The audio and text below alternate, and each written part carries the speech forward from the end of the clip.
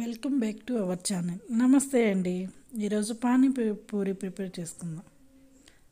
దానికి ఏమేం కావాలో ఎలా తయారు చేసుకోవాలో చూసుకుందాం. ముందుగా ఒక బాండీని స్టవ్ మీద పెట్టుకొని 2 స్పూన్స్ ఆయిల్ వేసుకోవాలి. నేను ముందుగా సన్నగా కట్ చేసి పెట్టుకున్న ఆనియన్స్, 1/2 స్పూన్ జీలకర్ర, ఆనియన్స్ సన్నగా కట్ చేసుకోవాలి. ఆనియన్స్ని అలాగే 2 టమాటాలు, పెద్ద సైజు టమాటాలు 2, రుచికి సరిపడినంత సాల్ట్ వేసుకోవాలి. ఇప్పుడేమో పానీపూరి ప్రిపేర్ చేసుకుందాం. దానికోసం పుదీనా, కొత్తిమీర, సాల్ట్, పచ్చిమిర్చి మన స్పైసీ చూసుకొని వేసుకోవాలి. ఈలోగా కూర మగ్గింది. అందులో బఠానీలు, పొటాటో నేను ముందుగా ఆల్రెడీ బాయిల్ చేసి పెట్టేశాను.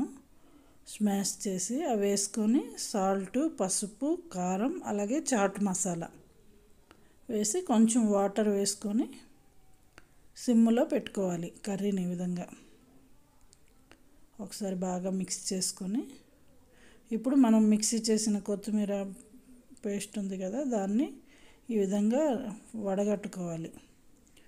మనం ఎంత వాటర్ కావాలో అంత వాటర్ తీసుకోవాలి. కొంచెం నీళ్ళు కూడా మనకు కావాల్సినంత వేసుకోవాలి. ఇప్పుడేమో పులుపుకి నిమ్మకాయలు అలాగే చాట్ మసాలా, మన పులుపు ఎంత కావాలో పానీపూరిలో పానీకి అంత పులుపు వేసుకోవాలి. సాల్ట్ రుచికి సరిపడినంత వేసుకొని మిక్స్ చేసి అది రెడీకి పెట్టుకోవాలి. ఈలోగా మన కర్రీ కూడా ప్రిపేర్ అయిపోయింది. దాంట్లో కొంచెం కొత్తిమీర యాడ్ చేసుకుందాం. ఇప్పుడు వేరొక బాండీని స్టవ్ మీద పెట్టి ఈ విధంగా రెడీమేడ్ పానీపూరీలు సూపర్ మార్కెట్లో దొరుకుతూ ఉంటాయి. మనకి చాలా తక్కువ ప్రైస్లోనే ఎక్కడ అడిగినా ఇస్తారు.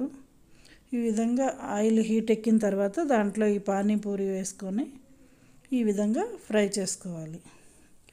అంతే, సింపుల్గా అయిపోతుంది. మనం ఇంట్లో చేసుకోవచ్చు. బండి మీద కొనుక్కొని తింటే చాలా చాలా డబ్బులు అవుతాయి. పిల్లలు కూడా బాగా ఎంజాయ్ చేస్తారు.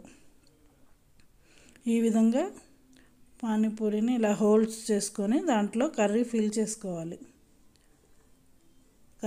చేసుకొని అలాగే కొంచెం ఆనియన్స్, కొత్తిమీర కూడా వేసుకోవాలి.